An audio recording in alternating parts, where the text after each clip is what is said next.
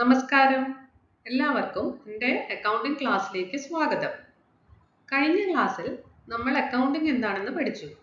ഈ ക്ലാസ്സിൽ നമുക്ക് ഡിഫറെൻറ്റ് ബ്രാഞ്ചസ് ഓഫ് അക്കൗണ്ടിംഗ് എന്തൊക്കെയാണെന്ന് നോക്കാം. അപ്പോൾ ആദ്യത്തെ financial accounting, cost accounting, management accounting. ഈ 3 ബ്രാഞ്ചസ് ആണ് മെയിൻ ബ്രാഞ്ചസ് ഓഫ് അക്കൗണ്ടിംഗ്.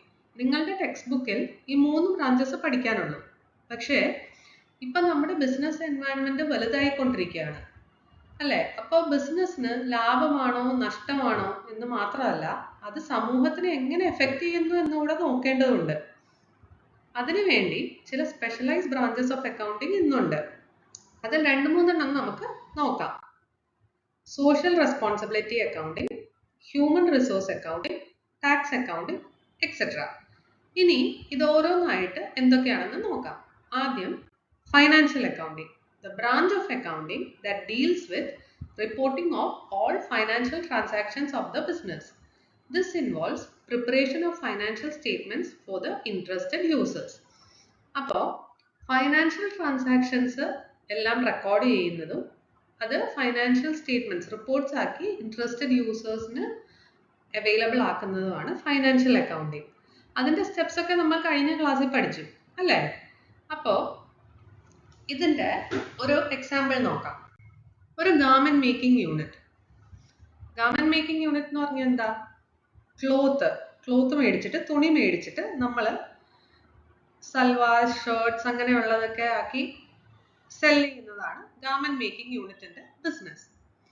അപ്പോൾ ഒരു പീരീഡിലെ ഡീറ്റെയിൽസ് നമുക്ക് എടുത്ത് നോക്കാം. ആ പീരീഡ് ഒരു മാസത്തെയാണെന്ന് വിചാരിക്കുക.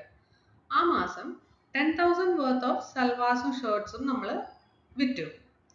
അതിന് എത്ര ചിലവായി ഈ സൽവാസും ഷർട്ട്സും ഒക്കെ ഉണ്ടാക്കാൻ? 8,000 rupees. അപ്പം നമ്മുടെ ലാഭം എത്രയാ? 2,000 rupees. അപ്പം ഇതാണ് ഫൈനാൻഷ്യൽ അക്കൗണ്ടിങ്. ആ പീരിയഡിൽ നമുക്ക് ലാഭമായിരുന്നോ നഷ്ടമായിരുന്നോ എന്നൊക്കെ നോക്കുന്നതാണ് ഫൈനാൻഷ്യൽ അക്കൗണ്ടിങ്. അല്ലെങ്കിൽ നമ്മുടെ ബിസിനസ്സിന് ആ പീരീഡിൻ്റെ അവസാനം എത്ര ആസ്തി ഉണ്ട്, അല്ലെങ്കിൽ ലയബിലിറ്റീസ് ഉണ്ട്, അതൊക്കെ നോക്കുന്നതാണ് ഫൈനാൻഷ്യൽ അക്കൗണ്ടിങ്. ഇനി അടുത്തത് കോസ്റ്റ് അക്കൗണ്ടിങ്.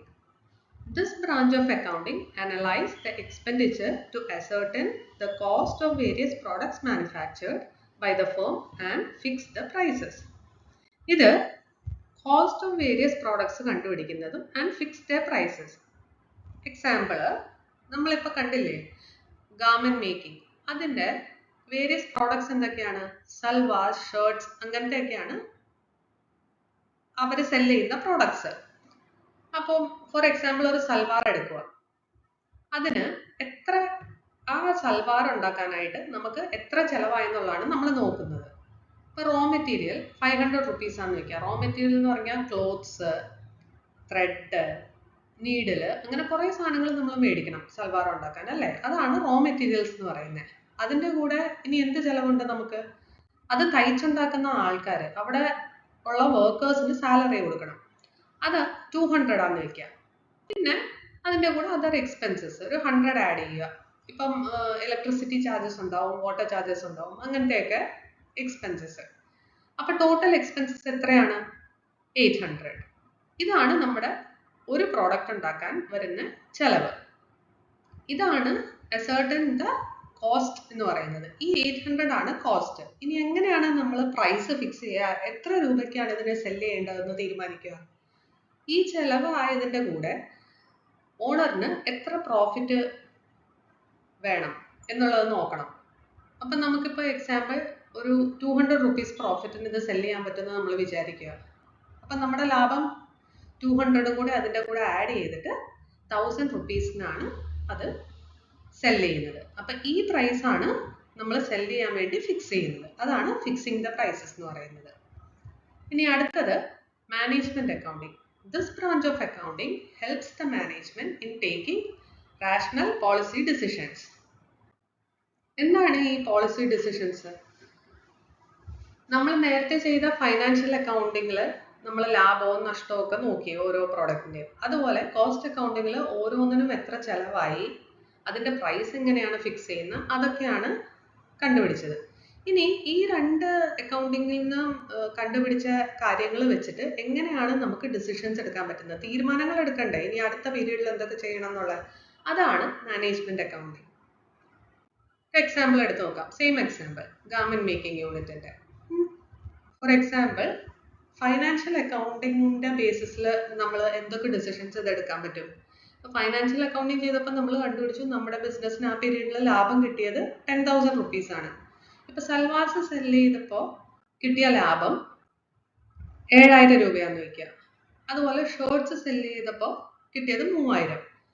അപ്പോൾ സൽവാർസ് ആണ് കൂടുതൽ ലാഭം കിട്ടിയത്. അപ്പൊ നമ്മൾ തീരുമാനിക്കുക, ഓ ശരി സൽവാർസിനാണ് കൂടുതൽ, അപ്പൊ അടുത്ത പീരീഡിൽ നമുക്ക് കൂടുതൽ സൽവാർസ് മേക്ക് ചെയ്ത് സെല് ചെയ്യാം, അപ്പൊ നമ്മുടെ ലാഭം കൂടും. അതുപോലെ കോസ്റ്റ് അക്കൗണ്ടിൽ നിന്ന് ഇൻപുട്സ് എടുത്ത് എങ്ങനെ തീരുമാനങ്ങൾ എടുക്കാം. എക്സാമ്പിൾ സൽവാറിന്റെ കേസ് എടുക്കാം. ഒരു സൽവാർ മേക്ക് ചെയ്യാൻ ഉള്ള ചെലവ് നമ്മൾ കോസ്റ്റ് അക്കൗണ്ടിൽ കൂടെ കണ്ടുപിടിച്ചു. 800 റുപ്പീസ് ആയിരുന്നു. അത് 1000-ന് സെല് ചെയ്യുമ്പോൾ നമ്മുടെ ലാഭം 200 റുപ്പീസ് ആണ്. ഇനി നെക്സ്റ്റ് പീരീഡിൽ എങ്ങനെ ഈ കോസ്റ്റ് കുറയ്ക്കാം. നമ്മളൊരു സൽവാർ മേക്ക് ചെയ്യാനുള്ള ക്ലോത്ത് മേടിക്കുന്നത്, ആ തുണി മേടിക്കുന്നത് 300 റുപ്പീസിനാണെന്ന് വിചാരിക്കുക. അപ്പം നമ്മൾ നെക്സ്റ്റ് ഇയർ ഹോൾസെയിൽ ആയിട്ട് ക്ലോത്ത് സെല് ചെയ്യുന്ന ഒരാളെ കണ്ടുപിടിച്ചു. അയാൾ നമുക്ക് സെയിം ക്വാളിറ്റി ക്ലോത്ത് 200 റുപ്പീസിന് തരാമെന്ന് പറയും. അപ്പൊ സൽവാർ മേക്ക് ചെയ്യാനുള്ള ടോട്ടൽ ചെലവ് 800-ന് 700 റുപ്പീസ് ആകും അല്ലേ. അപ്പൊ നമുക്ക് 1000-ന് വിറ്റാൽ ലാഭം 200-ന് പകരം 300 ആകും. അല്ലെങ്കിൽ ലാഭം 50 റുപ്പീസ് കൂട്ടിയാൽ മതി, 200-ന് 250 മതി. അപ്പൊ ഓരോ സൽവാറും 1000-ന് പകരം നമുക്ക് 950-ക്ക് വിൽക്കാൻ പറ്റും. അപ്പോൾ കൂടുതൽ ആൾക്കാർ അത് മേടിക്കാൻ സാധ്യതയുണ്ട്. അങ്ങനെയാണ് ബിസിനസ് ഗ്രോ ചെയ്യേണ്ടത് അല്ലേ. അപ്പോൾ ഇങ്ങനെയുള്ള തീരുമാനങ്ങളൊക്കെ എടുക്കുന്നതാണ് മാനേജ്മെന്റ് അക്കൗണ്ടിങ്. അടുത്തത് സോഷ്യൽ അക്കൗണ്ടിങ് അല്ലെങ്കിൽ social responsibility accounting. Evaluating the firm's impact on the society and environment. ഇതൊരു സ്പെഷ്യലൈസ്ഡ് ബ്രാഞ്ച് ഓഫ് അക്കൗണ്ടിങ് ആണ്. ഒരു ഫേമിന്റെ ആക്ഷൻസ് എങ്ങനെയാണ് സമൂഹത്തിനെ എഫക്റ്റ് ചെയ്യുന്നത് എന്നുള്ളത് കാണിക്കുന്നതാണ് social accounting. Firms' actions can have positive as well as negative impact on the society and environment. അപ്പം നല്ലതും ചീത്തയും ആയിട്ടുള്ള ഇമ്പാക്റ്റ് ഉണ്ടാവാം. For example factory emitting smoke. അപ്പം നമ്മുടെ ഫാക്ടറിയിൽ നിന്ന് പ്രൊഡക്ഷൻ്റെ സമയത്ത് കുറേ പുക വരുന്നുണ്ട്. അല്ലെങ്കിൽ ഫാക്ടറിയിലെ വേസ്റ്റ് ഒക്കെ അടുത്തുള്ള റിവറിൽ കൂടെ ഒഴുക്കി വിടുകയാണ്. അതൊക്കെ ഒരു പോസിറ്റീവ് ഇമ്പാക്റ്റ് ആണോ നെഗറ്റീവ് ഇമ്പാക്റ്റ് ആണോ സൊസൈറ്റിയിലോ എൻവയൺമെന്റിലോ ഉണ്ടാക്കുന്നത്? ഒബ്വിയസ്ലി നെഗറ്റീവ് ഇമ്പാക്റ്റ് ആണ് അല്ലേ. പൊല്യൂഷൻ ഉണ്ടാവുകയാണ്, അസുഖങ്ങൾ ഉണ്ടാവാനുള്ള ചാൻസസ് ഉണ്ട് അല്ലേ. ഇനി എങ്ങനെയാണ് സൊസൈറ്റിക്കും എൻവയൺമെന്റിനും ഒരു പോസിറ്റീവ് ഇമ്പാക്റ്റ് ഉണ്ടാക്കുന്നത്? എക്സാമ്പിൾ പ്ലാന്റിംഗ് ട്രീസ് അല്ലെങ്കിൽ ഒരു ഗാർഡൻ ഉണ്ടാക്കുകയാണ്. അപ്പൊ ഈ മരങ്ങൾ ഉള്ളത് കൊണ്ട് എന്താ ഗുണം? പൊല്യൂഷൻ കുറയ്ക്കാം, നല്ല ഗ്രീനറി ഉണ്ടാവും, അതിൽ പോകുന്ന ആൾക്കാർക്ക് തണൽ കിട്ടും, അങ്ങനെ പല ബെനിഫിറ്റ്സും ഉണ്ട് അല്ലേ. ഇതൊക്കെ റിപ്പോർട്ട് ചെയ്യുന്നതാണ് സോഷ്യൽ അക്കൗണ്ടിങ്. ഇപ്പൊ പല കമ്പനീസും ഇതിന്റെ report CSR corporate social responsibility report എന്ന് പറഞ്ഞ് പബ്ലിഷ് ചെയ്യുന്നുണ്ട്. ആ ബിസിനസിന്റെ ആക്ടിവിറ്റീസ് പരിസ്ഥിതിയെ എങ്ങനെ എഫക്റ്റ് ചെയ്യുന്നതെന്ന് കാണിക്കാം. ഇന്ത്യയിൽ ഇപ്പൊ ചില കമ്പനീസിന് ഗവൺമെന്റ് തന്നെ ഇത് കമ്പൽസറി ആക്കിയിട്ടുണ്ട്. ഇന്നത്തെ കാലത്ത് പൊല്യൂഷൻ ഒക്കെ ഇത്ര കൂടി നിൽക്കുന്ന സമയത്ത് അവർ ബിസിനസിന്റെ ലാഭവും നഷ്ടവും മാത്രം നോക്കിയാൽ പോരാ, പരിസ്ഥിതിക്ക് ദോഷം ഉണ്ടാകാതെ കൂടെ നോക്കണം അല്ലേ. അടുത്തത് human resource accounting. Process of identifying and reporting investments made in human resources of an organization to monitor and evaluate the use of human resources. ആരെയാണ് ഒരു ഓർഗനൈസേഷന്റെ ഹ്യൂമൻ റിസോഴ്സ് എന്ന് പറയുന്നത്? എംപ്ലോയീസ്. അവരാണ് ഹ്യൂമൻ റിസോഴ്സസ്. ഇപ്പൊ എംപ്ലോയീസിനെ റിക്രൂട്ട് ചെയ്യുമ്പോൾ അല്ലെങ്കിൽ train ചെയ്യുമ്പോൾ ഒക്കെ ഓർഗനൈസേഷന് കുറെ ചെലവ് വരുന്നുണ്ട്. അതൊക്കെ ആ വർഷത്തെ ചെലവായിട്ട് കാണിക്കുന്നതിന് പകരം എംപ്ലോയീസിനെ ഒരു ഇൻവെസ്റ്റ്മെന്റ് ആയിട്ട് ട്രീറ്റ് ചെയ്യും. എക്സാമ്പിൾ നമ്മളിപ്പോൾ ബാങ്കിൽ കുറച്ച് ക്യാഷ് ഇൻവെസ്റ്റ് ചെയ്തു, ഒരു 5 ഇയേഴ്സിലേക്ക് ഡെപ്പോസിറ്റ് ആയിട്ട്. അപ്പോൾ ഈ 5 ഇയേഴ്സും നമുക്ക് റിട്ടേൺ കിട്ടിക്കൊണ്ടിരിക്കും ഈ ഫസ്റ്റ് ഇയർ ഇൻവെസ്റ്റ് ചെയ്ത ക്യാഷിൽ നിന്ന്. അതുപോലെ ഈ എംപ്ലോയീസിൻ്റെ സർവീസസ് നമുക്ക് ഈ ഒരു കൊല്ലത്തേക്ക് മാത്രമല്ല, അവർ അവിടെ കണ്ടിന്യൂ ചെയ്യാൻ പോകുന്നവരാണ്. അപ്പോൾ ഇടയ്ക്കിടയ്ക്ക് അവരുടെ വാല്യൂ അസസ് ചെയ്തുകൊണ്ടിരിക്കും. അവരുടെ വാല്യൂ കുറയുന്നുണ്ടോ, ഇനി ട്രെയിൻ ചെയ്യണോ അല്ലെങ്കിൽ റീപ്ലേസ് ചെയ്യണോ എന്നൊക്കെ അസസ് ചെയ്യും. അതാണ് ഹ്യൂമൻ റിസോഴ്സ് അക്കൗണ്ടിങ്. ഇതൊക്കെ നിങ്ങളുടെ സിലബസിൽ ഡീറ്റെയിൽഡ് ആയി പഠിക്കാനില്ല, അതുകൊണ്ട് ജസ്റ്റ് മനസ്സിലാക്കി വെച്ചാൽ മതി. അടുത്തത് tax accounting. Specialized branch of accounting focused on preparation, analysis and filing of tax returns and ensuring compliance with tax authorities. ഇതും ഒരു സ്പെഷ്യലൈസ്ഡ് ബ്രാഞ്ച് ഓഫ് അക്കൗണ്ടിങ് ആണ്. എല്ലാ ബിസിനസ്സും ഗവൺമെന്റിന് ടാക്സ് പേ ചെയ്യണം.